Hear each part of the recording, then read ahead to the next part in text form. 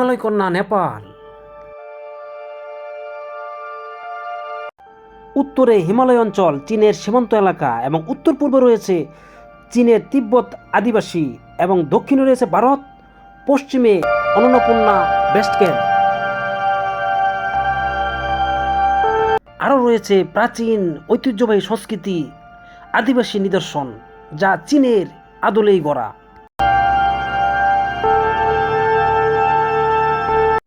পাহাড় কাটা রাস্তার দুপাশে লেকের নীল জলের রাশি যা মানুষকে আনন্দিত করে, উদ্ভাসিত করে। রয়েছে নিজস্ব সংস্কৃতি, নিজস্ব ভাষা, নিজস্ব ধর্মীয় আচার নীতিনীতি, সবকিছুই একটা ভিন্ন মাত্রা যোগ করে এই নেপাল। এশিয়ার অন্যতম দেশ হিসাবে রয়েছে বরফ, হিমালয়, পৃথিবীর সর্বোচ্চ পর্বত মাউন্ট এভারেস্ট, যা এখানে প্রতি বছর হাজার হাজার পর্যটক এসে পর্বতারোহণ করে।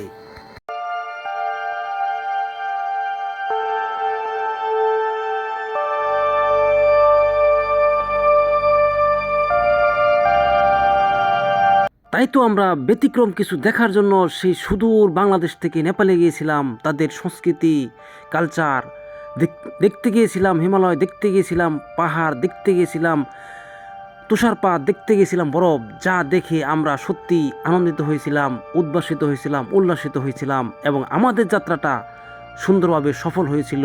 সেটাই আপনাদেরকে দেখাবো আজকের এই ভিডিওতে। সময়টা ছিল 2023 সাল 1 ফেব্রুয়ারি। এর আগে 31 জানুয়ারি বিকাল 5টায় আমার বাড়ি থেকে রওনা হই ঢাকার উদ্দেশ্যে। আর আমার বাড়ি থেকে রওনা হয়ে বিকাল 5টায় আমি চলে যাই ময়মনসিংহ বাস স্ট্যান্ডে।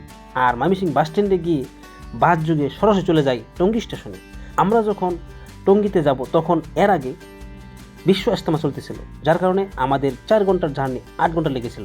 আর এই 8 ঘন্টার জার্নি বিকাল 5টা থেকে রাত 12টার সময় আমরা গিয়ে টঙ্গী স্টেশনে পৌঁছেছিলাম। আর টঙ্গী স্টেশনে পৌঁছেই আমরা একটা হোটেল ভাড়া করি, কোনো রকমভাবে রাত্রি যাপন করে আমরা এই হোটেলে থাকি।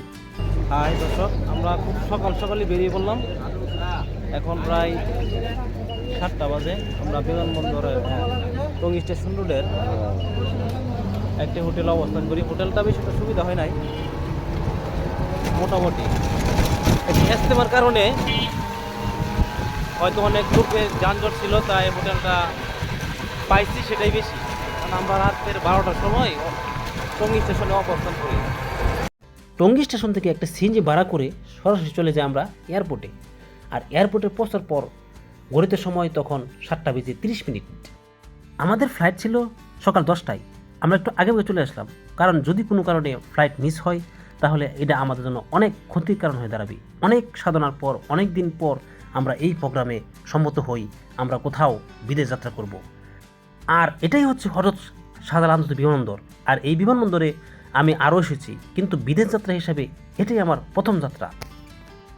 আর আমার এই যাত্রায় আমার পাশে আছে বড় ভাই জুয়েল ভাই, তাকে নিয়েই আমার এই যাত্রা শুরু করলাম।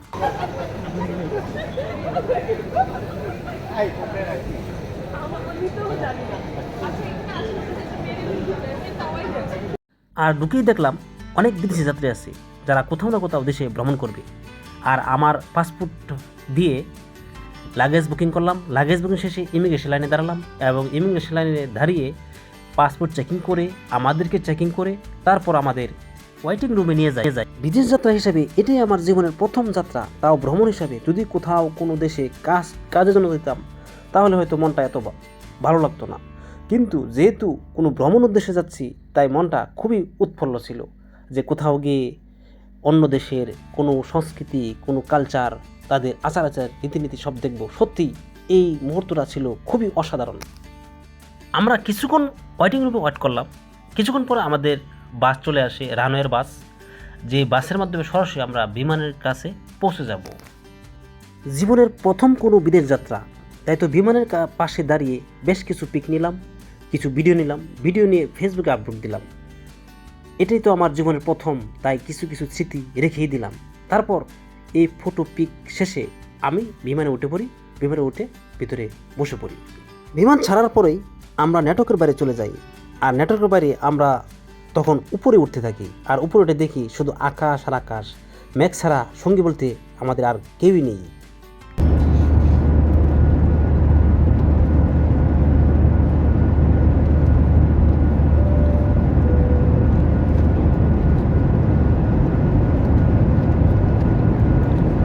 বিমান কর্তৃপক্ষ আমাদের খাবার দিল, আর খাবার খেয়ে আমরা জানালা দিয়ে তাকালাম, তাকে আকাশ দেখতে লাগলাম। আকাশ দেখে মনে হচ্ছিল কোথায় যেন হারিয়ে যাচ্ছি, যেন আকাশে বাতাসের সাথে মিলিয়ে যাচ্ছি। এভাবেই আস্তে আস্তে আমাদের সময়টুকু কেটে যায়।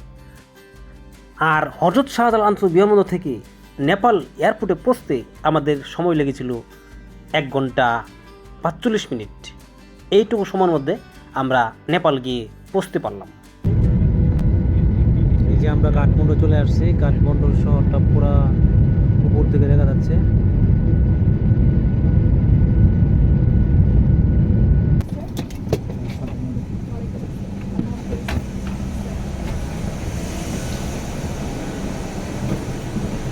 এখন নামতেছি আমরা।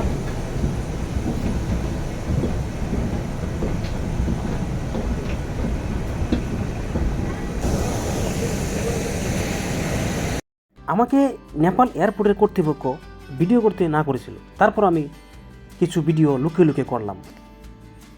নেপাল এয়ারপোর্ট বিমান থেকে নেমে আমরা একটা বাসে করে সরাসরি চলে গেলাম নেপাল এয়ারপোর্টের ভিতরে, আর ভিতরে ইমিগ্রেশনের কাজগুলো আমরা সম্পন্ন করতে লাগলাম।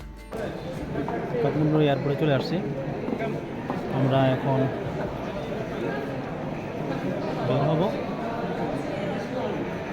লাইনে দাঁড়াইছি।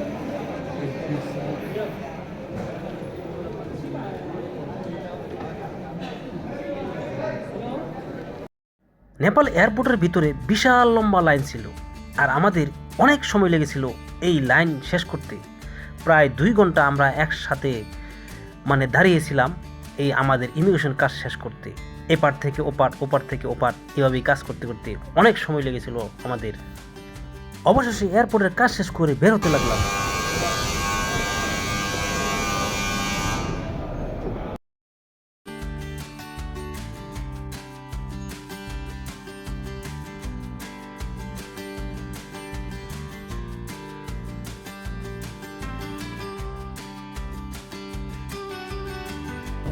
অবশেষে নামলাম নেপাল এয়ারপোর্ট।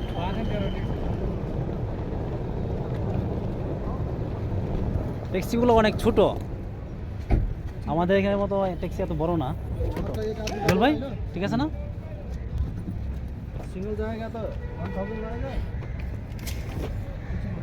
এখন কোথায় যাবো আমরা?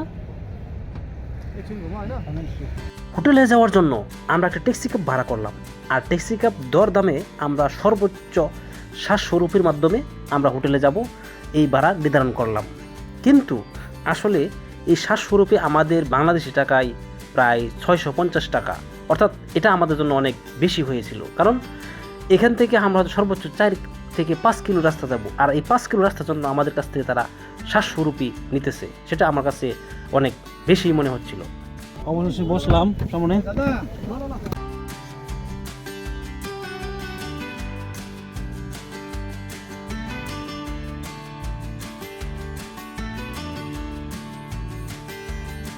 হোটেল রুম ট্যাক্সিতে আমরা উঠলাম, এখন আমরা হোটেলে যাব, হোটেল স্টে করব। বিমানবন্দরের কাজ আপাতত শেষ, অনেক সময় লাগছে, অনেক জার্নি হয়েছে, প্রায় 2 ঘন্টা দাঁড়িয়ে থেকে তারপর আমরা ইমিগ্রেশনের কাজ শেষ করতে পারছি।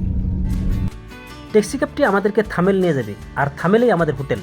আর থামেলে সাধারণত পর্যটন এলাকা, এখানে অনেক পর্যটন থাকে, দেশি বিদেশি পর্যটক অনেক এখানে তারা এসে বসবাস করে। দাদা, কয় কিলো? কয় কিলো?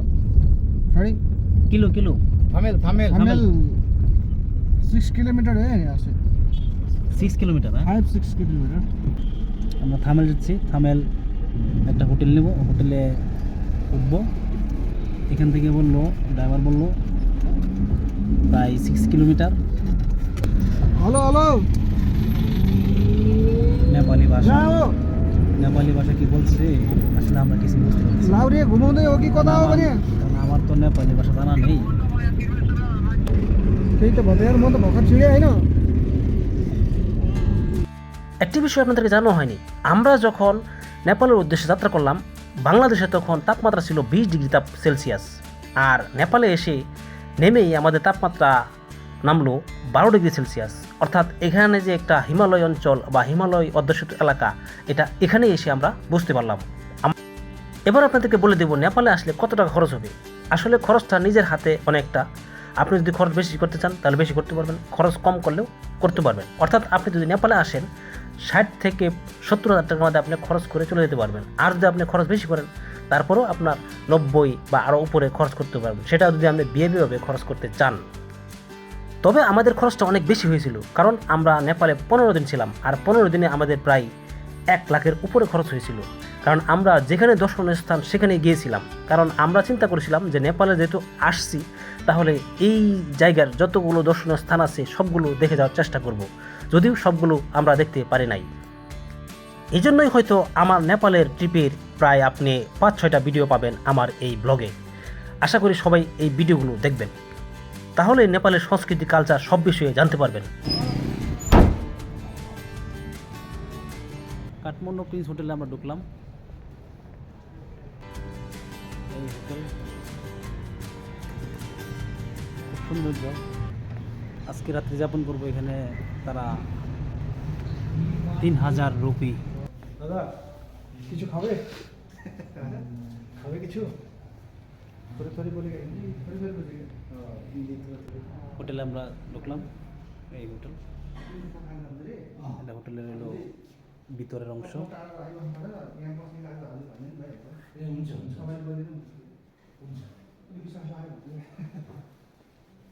রিসেপশন বসার জন্য। Thanks YouTuber. এখানে আসলেই মানে বৌদ্ধদের একটা সবসময় মূর্তি থাকে, এই যে দেখা যাচ্ছে তাদের ধর্মীয় যে মূর্তিগুলো, ধর্মীয় মূর্তির একটা নিদর্শন প্রত্যেক জায়গায় তাদের আছে। তো এই যে আমাদের হোটেল, আমরা ঢুকলাম। আসলে হোটেলটা অনেক সুন্দর। নেপালি রুপি হচ্ছে 2500 টাকা, আর আমাদের বাংলাদেশি টাকায় হবে সম্ভবত 2000 টাকা। হোটেলের এই যে বেড, আমরা যেরকম চেয়েছিলাম ঠিক সেরকমই পাইছি। 2টা বেড আছে একসাথে, খুবই একবারে স্বাচ্ছন্দ্য। এই দেখতে পাচ্ছেন জানালাটা খুব সুন্দর। পাশে এই যে ভেরি নাইস, খুব সুন্দর। সাথে একটা আলমারি আছে কাপড় রাখার জন্য, পানি আছে, এলইডি টিভি সবই আছে, গ্লাস আছে। নেপালি রুপি দেখতে পাচ্ছেন, এগুলো নেপালি রুপি আমরা ক্রয় করছি। বেশ খুব ভালো হয়েছে, ভালোই লাগছে।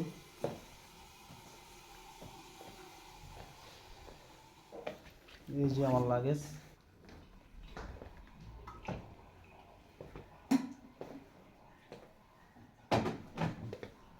গতকালকে রাত্রে ঘুম হয় নাই, তবে আজকে আশা করি ঘুম হবে। ঢাকা থেকে নেপালি এয়ারপোর্ট আসতে আমাদের সময় লেগেছিল 1 ঘন্টা 45 মিনিট, কিন্তু এই সময়ের বাইরে আমাদের 7টা দিন লেগে গেল। বিভিন্নভাবে সময় অপচয় হয়েছে, যার কারণে আজকে আমরা কোথাও ঘুরবো না। আজকে জাস্ট আমরা ঘুমাবো, কারণ এর আগের দিন আমরা ঘুমাতে পারিনি, এবং আগামীকাল থেকেই আমাদের নেপালে জার্নি শুরু করব। এখানে দেখতেছি আমরা পুরুষ মহিলা সবাই একসাথে দোকানদারি করে, কারো কোনো নাই। একটা মোবাইলের দোকান।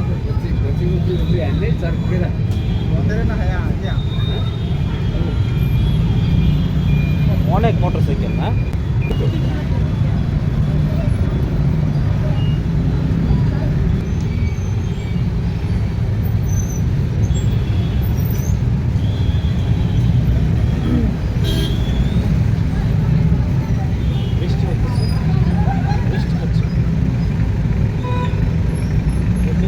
আবার বৃষ্টি হচ্ছে, তাই তাড়াতাড়ি হোটেলে চলে যাবো, না হলে বৃষ্টি হবে। রাস্তায় ভিজার কোনো ইচ্ছা নাই, এমনিতে ঠান্ডা, তার উপরে আবার বৃষ্টি। কাঠমান্ডু শহরে একটু হাঁটার জন্য বের হয়েছিলাম, আর তখন তাপমাত্রা ছিল 8 ডিগ্রি তাপমাত্রা। এমনিতে ঠান্ডা, তার উপর বৃষ্টি, যেন ঠান্ডা একটা জেগে বসেছে। তাই আমরা খুব দ্রুতই হোটেলে অবস্থান করি। এটা নেপালি একটা দোকান। এখান থেকে আমার টুপিটা কিনে নিলাম। দেখতে পাচ্ছেন আপনারা, নেপালি টুপি।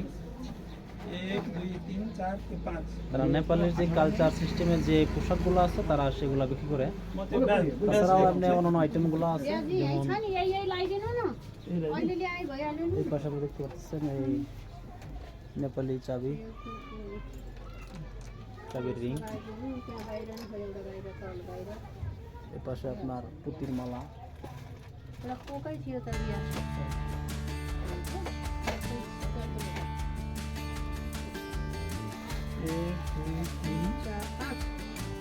এখানে নেপালি টুপি।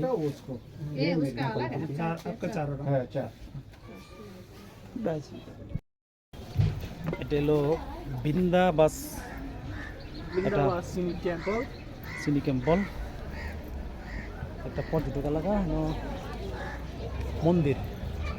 आज शनिवार है ना, आज बहुत भीड़ होता है।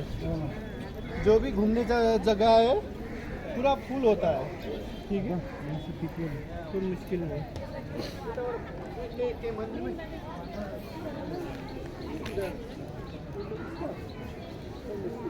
এই মন্দির।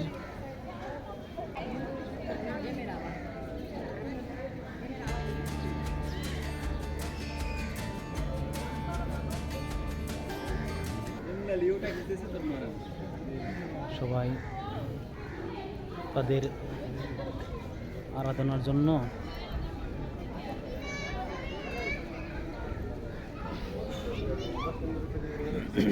নিয়ে যাচ্ছে।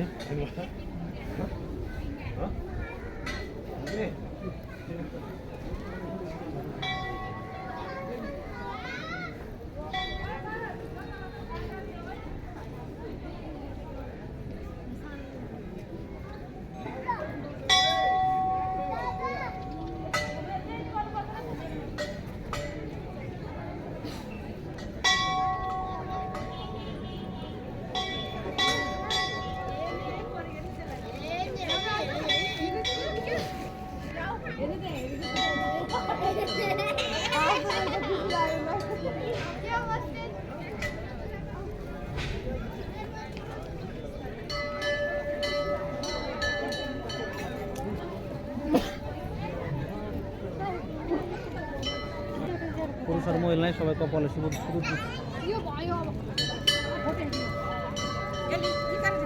ধর্মীয় প্রতিষ্ঠান একটা।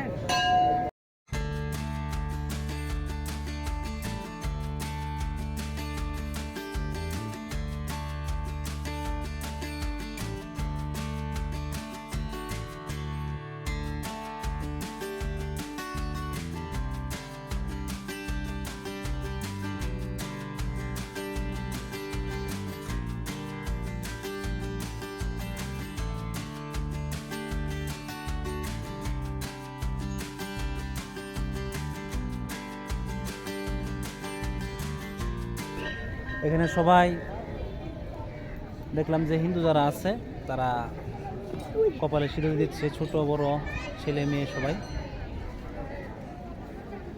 মন্দির তাদের একটা ধর্মীয় প্রতিষ্ঠান।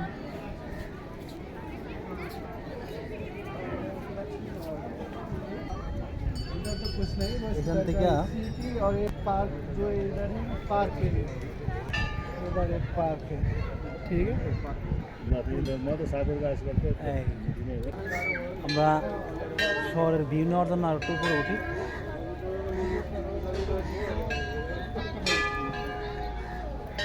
आप आ सकते हो ऊपर आके देखिए।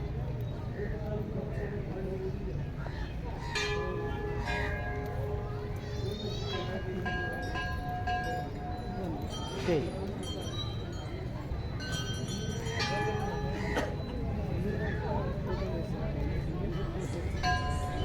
अभी क्या है, वो उधर का टावर है ना, उधर का व्यू का, उधर आपको 2-3 साल के बाद बुद्धा का बड़ा सा स्टैचू मिलेगा। हाँ, वो उधर के पहाड़ के ऊपर।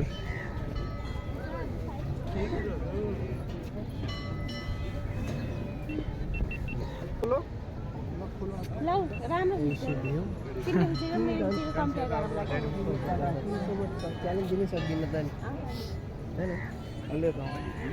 পাশেই পাহাড়, পাশেই হিমালয়, হিমালয়ের সম্পূর্ণ অংশটা দেখতে পাচ্ছেন আপনারা, এই যে হিমালয়। দৃশ্যগুলো দেখতে দেখতে কখন যে সময় চলে যায় আমরা টেরই পাইনি। দুপুরের খাবার আমরা খেতে খেতে প্রায় সন্ধ্যায় হয়ে গেছিল, তাই খাবারের সন্ধানের জন্য আমরা বের হয়ে পড়লাম। দুপুরের খাবার আমি এখানে সাধারণত অর্ডার করলে তারপর তারা খাবার দেয়, তৈরি করে দেয় আর কি, নতুন করে রান্না করে দেওয়া হয়। রাইসটা সম্ভবত আগে তৈরি করা থাকে, আর এমনিতে মাছ, শাকসবজি, এভরিথিং সকলগুলো রান্না করে দেয়। এগুলো আমার খাবার দুপুরে এলো শাক, সবজি, পাশে সালাদ আছে, এইলো মাছ। জুয়েল ভাই খাইতেছে এটা কি? Chicken chowmein chicken chowmein chowmein.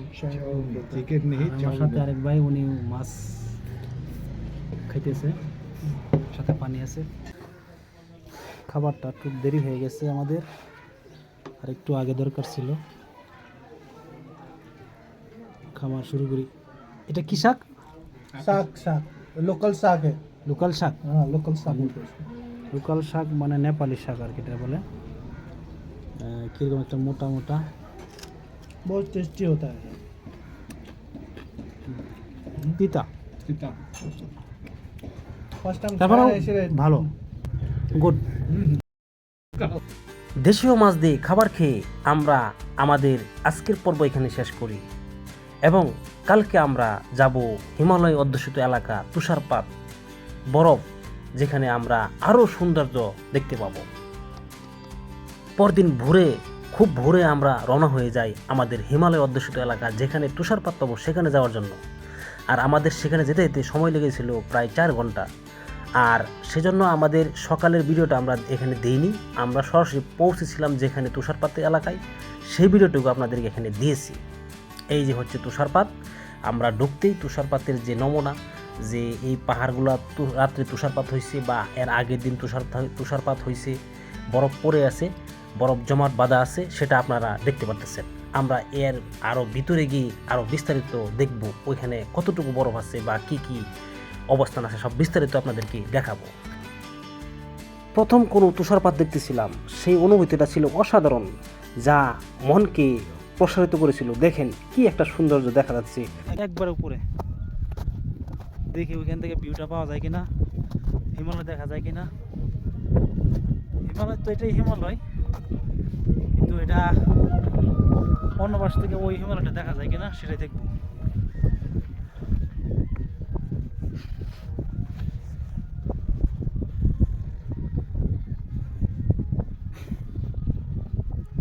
আকাশে মেঘের খেলা,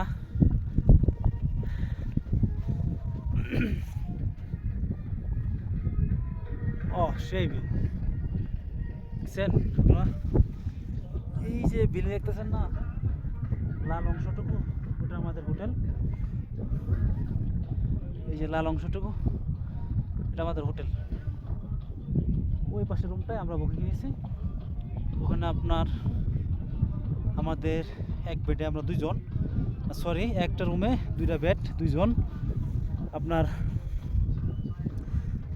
হট ওয়াটার এবং নর্মাল ওয়াটার দুটাই আছে। তারা রাত্রে খাবার সহ 5,000 টাকা এক রাতের জন্য, খুবই ব্যয়বহুল।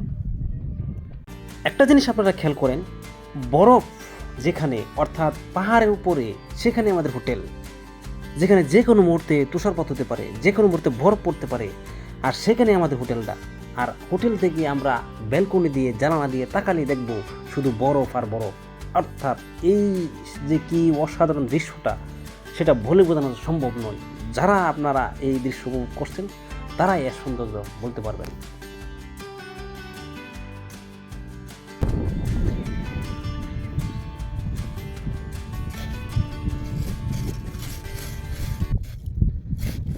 এই যে চিনির মতো দেখা যায়, লবণ চিনির মতো দেখা যায়। বরফ দিয়ে হাঁটার সময় নতুন একটা অভিজ্ঞতা হলো। আর এই নতুন অভিজ্ঞতাটা হলো, যদি কেউ প্রথম কোনো বরফ দিয়ে হাঁটতে যান, তাহলে অবশ্যই আপনার স্লিপ খেয়ে পড়ে যেতে পারেন। আর সেটাই আমার কাছে হয়েছিল। আর আপনারা এই ভিডিওর মাঝখানে যে সাউন্ডটা শুনতেছেন, এটা হচ্ছে ওই পাশে নেপোলিয়ন যারা তাদের একটা বিয়ের অনুষ্ঠান, আর এই বিয়ের অনুষ্ঠানের সাউন্ডটাই আমার এই ভিডিওতে আসতেছে। এই পর্যন্ত এখন আমি আছি, এগুলো খুবই রিস্ক। এই দেখেন, যে কোনো মুহূর্তে পা পিছল খেতে পারে, যে কোনো মুহূর্তে পা পিছল খেতে পারে, সাবধানতার সহিত হাঁটতে হয়। এই দেখেন পা আমার গেড়ে গেছে, এই দেখেন।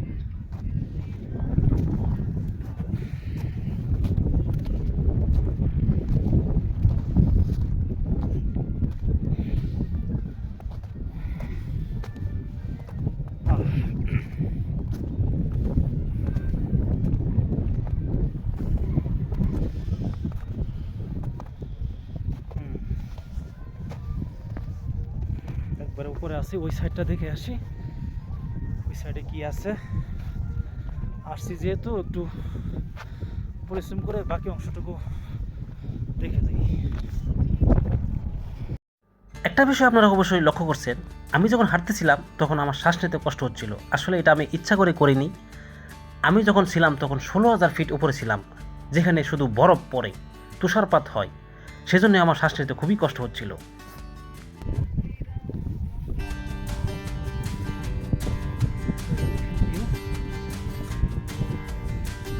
আমি যে ভিউগুলো দেখাইতেছি, এই ভিউগুলো অন্য কেউ দেখাতে পারবে কি না সত্যি।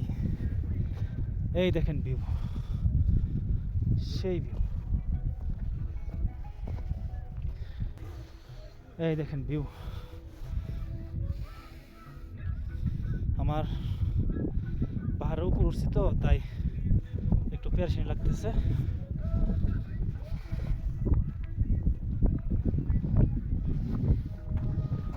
এই দেখেন, আমার এই ভিডিওটি রিস্ক নিয়ে একবারে পাহাড়ের কিনারে করেছিলাম, যার কারণে আমার ভিডিওটি একটু ভালো হয়েছিল।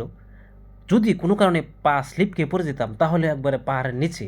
আর যেহেতু ভিডিও করতে গিয়েছি, তাই আসলে ভিডিও করার সময় ওই জিনিসটা চিন্তায় কম থাকে, তাই একটু সতর্ক সহিত আমি এই ভিডিওটা সম্পূর্ণ শেষ করলাম।